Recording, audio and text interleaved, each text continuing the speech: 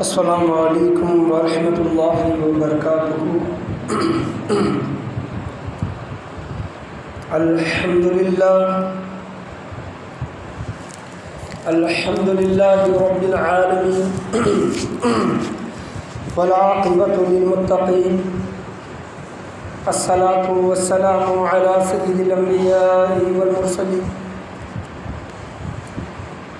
وعلى آلہ وصحابہ اجمعین، اما بعد فاعوذ باللہ من الشیطان الرجیم، بسم اللہ الرحمن الرحیم، لئن شکرتم لأزیدنکم ولئن کفرتم ان عذابی لشدید۔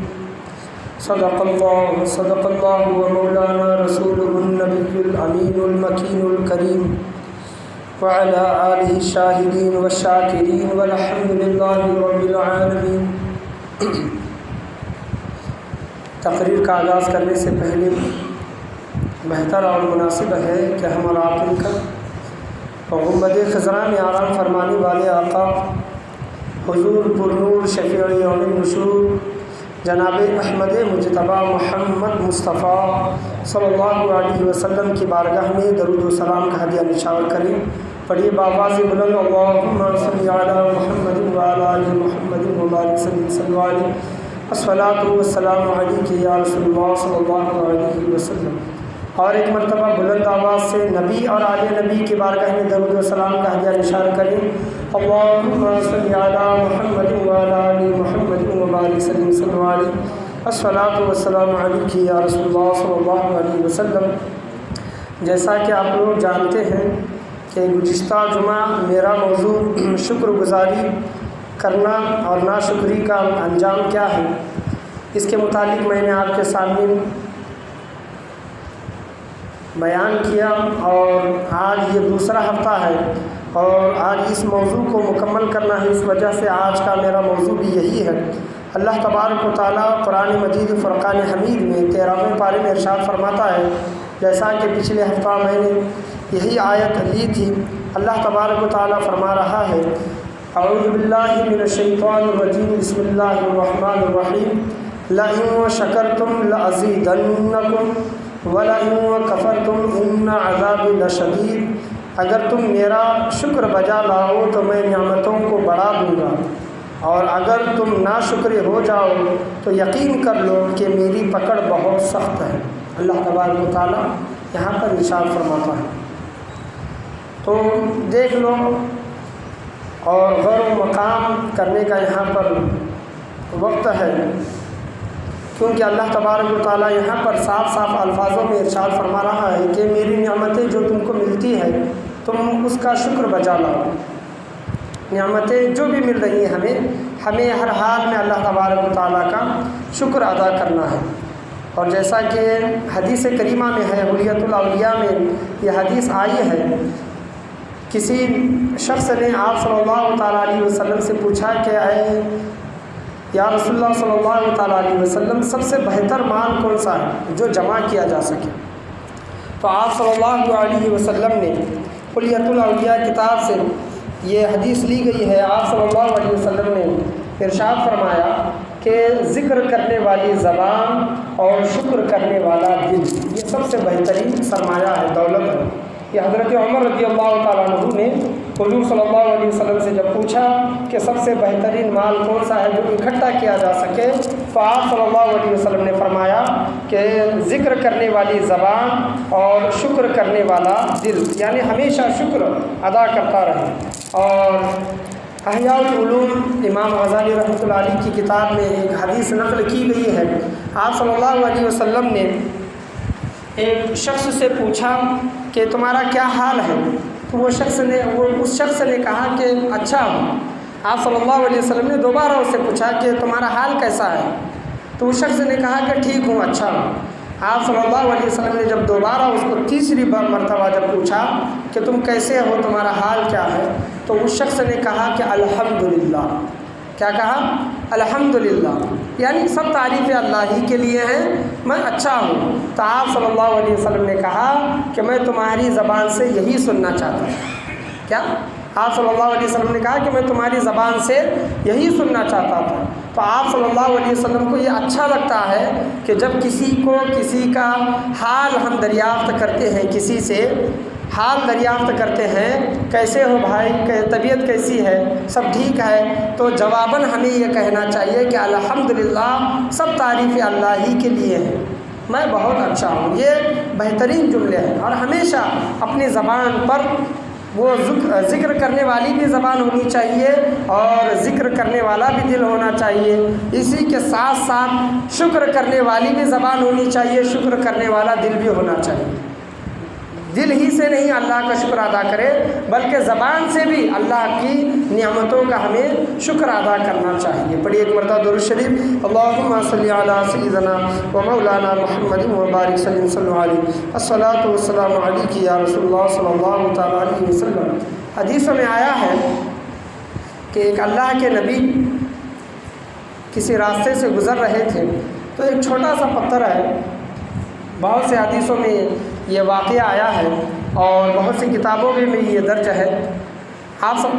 ایک اللہ کے نبی راستے سے گزر رہے تھے تو دیکھا کہ ایک چھوٹا پتھر ہے اور اس سے پانی نکل رہا ہے، چھوٹا پتھر ہے اس سے پانی نکل رہا ہے۔ اللہ کے نبی دیکھے اور تعجب ہوا ان کو کہ ایک چھوٹا سا پتھر ہے اور اس میں سے پانی کس طرح نکل رہا ہے۔ اللہ کے تبارک و تعالیٰ کی طرف سے وحی ہوئی، اے میرے نبی، یہ پتھر اللہ کے خوف سے رو رہا ہے، اللہ کے خوف سے، اللہ کے ڈر سے۔ جیسا کہ قرآن مجید فرقان حمید میں اللہ فرماتا ہے نا کہ وقودها الناس والحجارہ، یعنی جہنم کا ایندھن کون ہوں گے؟ انسان اور پتھر ہوں گے۔ وقودها الناس والحجارہ، حجر جس کو کہتے ہیں حجارہ، حجر یعنی پتھر کو، حجارہ، تو پتھر بھی جہنم کے ایندھن ہوں گے۔ تو وہ پتھر اللہ کے خوف سے رو رہا تھا کہ اللہ تبارک و تعالیٰ کہیں مجھے جہنم میں نہ ڈال دے۔ تو اللہ کے نبی نے اس وقت دعا کی کہ اے باری تعالیٰ، اس پتھر کو جہنم میں نہ ڈال، اس پتھر کو جہنم میں نہ ڈال۔ اللہ تبارک و تعالیٰ نے اپنے نبی کی دعا کو قبول کیا، اور کچھ دن گزرنے کے بعد اللہ کے نبی پھر وہاں سے گزر رہے تھے، اللہ کے نبی وہاں سے گزر رہے تھے کہ اسی پتھر کو دیکھا کہ پھر اس سے پانی نکل رہا ہے، یعنی وہ پتھر پھر رو رہا ہے۔ تو اللہ کے نبی نے پوچھا کہ اے پتھر، پہلی مرتبہ تو اللہ کے خوف سے رو رہا تھا، یہ دوسری مرتبہ اللہ نے تیری بخشش کر دی، یعنی تجھے جہنم میں اللہ نے نہ ڈالنے کا فیصلہ کیا، تو جہنم میں نہیں جائے گا، پھر کیوں رو رہا ہے؟ تو اللہ نے پتھر کو گویائی عطا کی، اللہ کی طرف سے آواز آئی، ہاتف غیب سے آواز آئی، اللہ فرماتا ہے کہ اے میرے پیارے نبی، یہ پتھر پہلی مرتبہ میرے خوف سے رو رہا تھا، یہ دوسری مرتبہ جو رو رہا ہے یہ میرے شکر میں رو رہا ہے۔ کہ اے باری تعالیٰ تیرا شکر ہے، اے اللہ تبارک و تعالیٰ تیرا شکر ہے کہ تو مجھے جہنم میں نہیں ڈالے گا۔ پہلی بار جو اس کے آنسو جو نکل رہے تھے میرے خوف سے نکل رہے تھے، اور دوسری مرتبہ جو آنسو نکل رہے ہیں یہ خوشی میں اور اللہ کے شکر میں اس کے آنسو نکل رہے ہیں۔ سبحان اللہ۔ تو دیکھیں کہ انسان کو غم بھی ہوتا ہے تب بھی انسان روتا ہے، اور انسان کو حد سے زیادہ خوشی ہوتی ہے، کسی بات کا پتہ چلتا ہے، ایک دم سے خوشی اگر ملتی ہے تو انسان فوراً رونے لگتا ہے۔ تو دونوں حالتوں میں اللہ تبارک و تعالیٰ کا ہمیں شکر ادا کرنا چاہیے۔ اس پتھر سے ہمیں سیکھنا چاہیے کہ خوف کے عالم میں بھی اللہ سے ڈر رہا ہے، خوف کھا رہا ہے، رو رہا ہے، اور شکر کے عالم میں بھی اللہ کی بارگاہ میں شکر و عاجزی کا مظاہرہ پیش کر رہا ہے وہ پتھر، اور کہہ رہا ہے کہ اے باری تعالیٰ تیرا شکر ہے۔ تو ہمیں دونوں حالتوں میں اللہ تبارک و تعالیٰ کا شکر ادا کرنا چاہیے، اللہ کی بارگاہ میں کبھی بھی شکوہ نہ کرنا، ہمیں اس کی ہمیشہ بھرپور کوشش کرنی چاہیے۔ حضرت جبرائیل امین علیہ السلام سے حضرت یونس علیہ السلام، اللہ کے پیارے نبی ہیں، حضرت یونس علیہ السلام نے پوچھا کہ اے جبرائیل فرشتوں کے سردار، مجھے اس سرزمین پر اللہ تبارک و تعالیٰ کا سب سے پیارا محبوب بندہ دکھاؤ۔ تو حضرت جبرائیل علیہ السلام حضرت یونس علیہ السلام کو لے گئے ایک شخص کے پاس جو اندھا تھا، اور ہاتھ پیر اس کے سلامت نہیں تھے، ہاتھ بھی نہیں تھے، پیر بھی نہیں تھے، اور اندھا تھا، اور وہ اللہ کی بارگاہ میں شکر ادا کر رہا ہے۔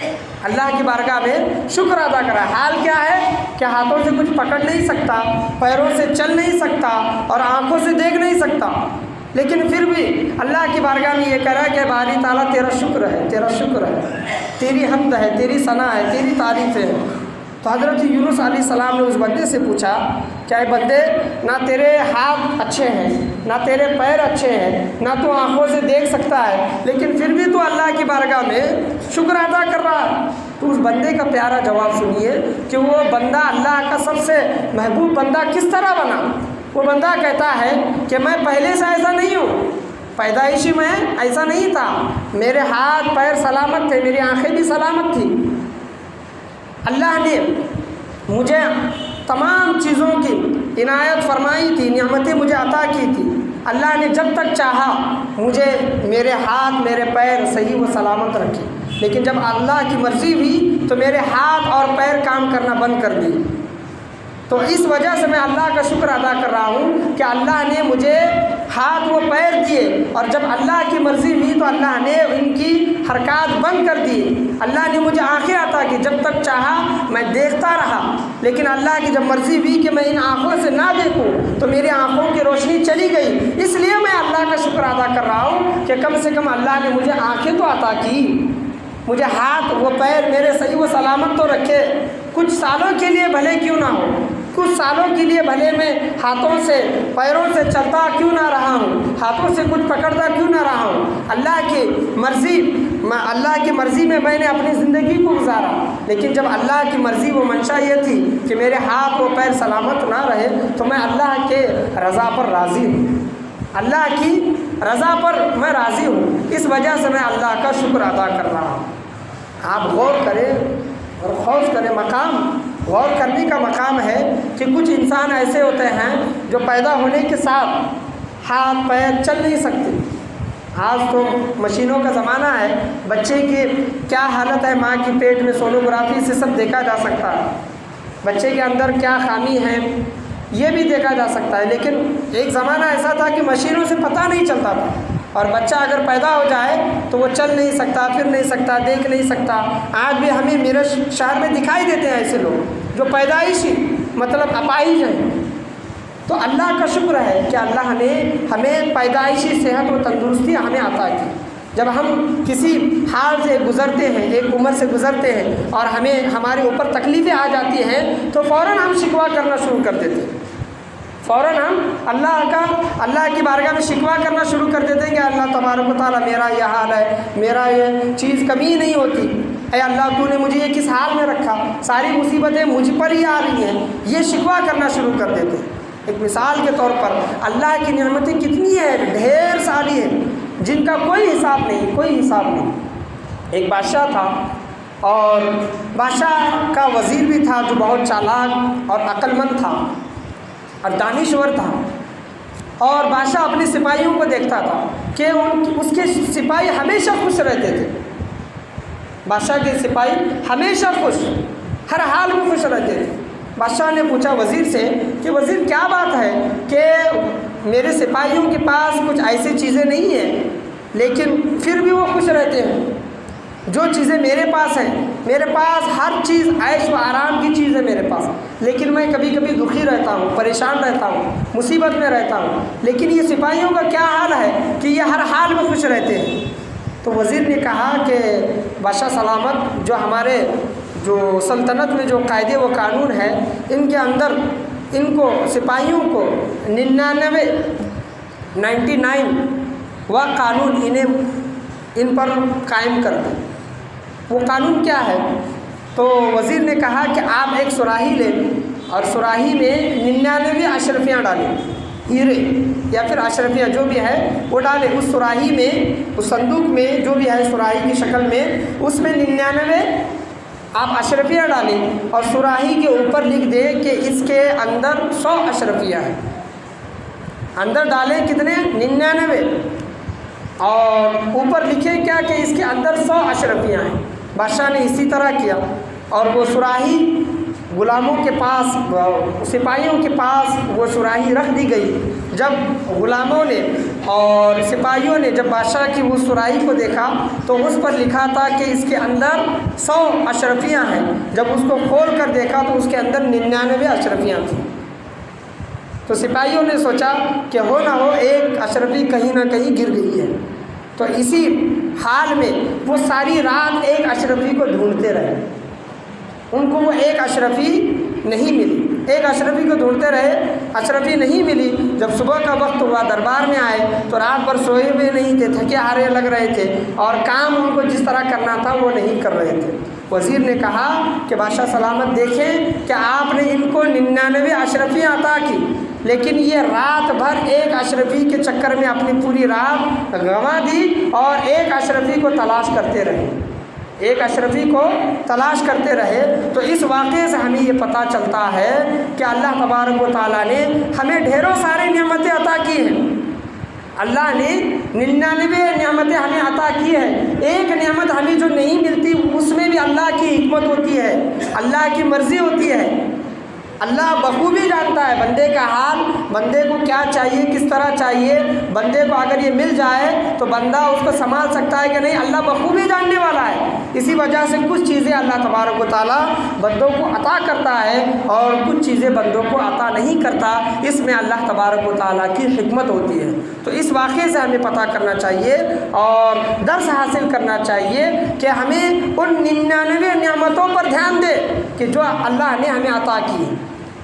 آج ہم بعض یہ سوال کرتے ہیں کہ ہمارے پیر میں تکلیف ہے، ہاتھوں میں تکلیف ہے، دانت میں تکلیف ہے، وغیرہ وغیرہ تمام چیزیں، اور ہم کسی ایک ایسے مریض کو دیکھیں جو بیڈ پر پڑا ہوا ہے، سالوں سے پڑا ہوا ہے، جو ہل نہیں سکتا، چل نہیں سکتا، پھر نہیں سکتا، اس کے حال سے تو ہمارا حال بہتر ہے کہ ہم چل سکتے ہیں، پھر سکتے ہیں، بول سکتے ہیں۔ کچھ لوگ ایسے ہوتے ہیں کہ پیدائشی گونگے جو بول نہیں سکتے۔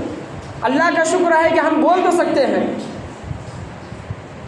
کچھ لوگ ایسے ہوتے ہیں جو پیدائشی پاگل ہوتے ہیں، جن کا ذہن اس طرح طاقتور نہیں ہوتا کہ باتوں کو سنیں اور وہ محفوظ کر لیں۔